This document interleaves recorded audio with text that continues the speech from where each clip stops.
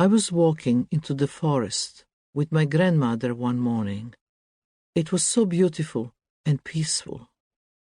I was only 4 years old, a tiny little one, and I saw something very strange, a straight line across the road. I was so curious that I went over to it. I just wanted to touch it. Then my grandmother screamed so loud. I remember this so strongly. It was a huge snake. That was the first moment in my life that I really felt fear. But I had no idea what I should be afraid of. Actually, it was my grandmother's voice that frightened me, and then the snake slithered away fast.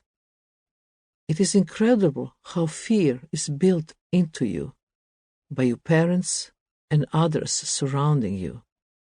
You're so innocent in the beginning. You don't know. I come from a dark place, postwar Yugoslavia. The mid-1940s to the mid-70s, a communist dictatorship, Marshal Tito in charge. Perpetual shortages of everything, drabness everywhere. There is something about communism and socialism. It is kind of aesthetic based on pure ugliness. The Belgrade of my childhood didn't even have the monumentalism of Red Square in Moscow. Everything was somehow second-hand, as if the leaders had looked through the lens of someone else's communism and built something less good and less functional and more fucked up. I always remember the communal spaces. They would be painted this dirty green color, and there were these naked bulbs that give off a grey light that kind of shadowed the eyes.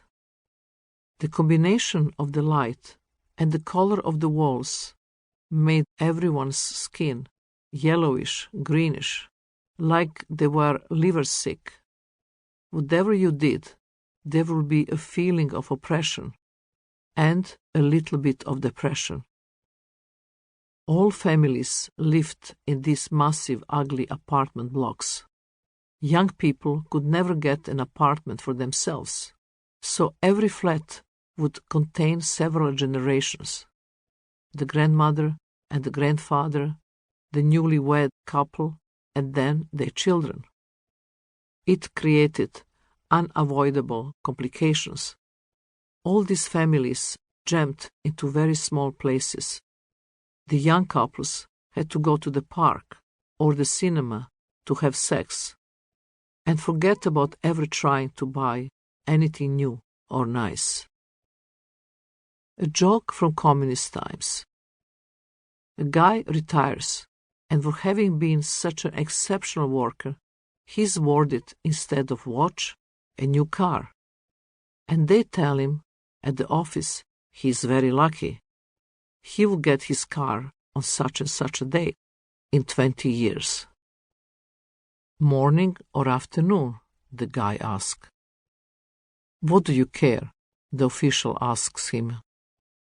I have the plumber coming the same day, the guy says. My family didn't have to endure all this. My parents were war heroes. They fought against the Nazis with the Yugoslav partisans, communists led by Tito. And so after the war, they become important members of the party with important jobs. My father was appointed to Marshal Tito Elite Guard. My mother directed an institute that supervised historic monuments and acquired artwork for public buildings. She was also the director of the Museum of Art and Revolution. Because of this, we had many privileges. We live in the big apartment in the center of Belgrade, Makedonska Street, number 32, a large old-fashioned 1920s building with elegant ironwork and glass like an apartment building in Paris. We had the whole floor, 8 rooms for 4 people, my parents, my younger brother, and me. which was unheard of in these days. 4 bedrooms, a dining room, a huge salon, our name for the living room, a kitchen, 2 bathrooms, and maid room. The salon had shelves full of books, a black grand piano, and paintings all over the walls. Because my mother was the director of the Museum of Revolution, she could go to painters' studios and buy their canvases, paintings influenced by Cézanne, Bonnard, and Vuillard, and also many abstract works.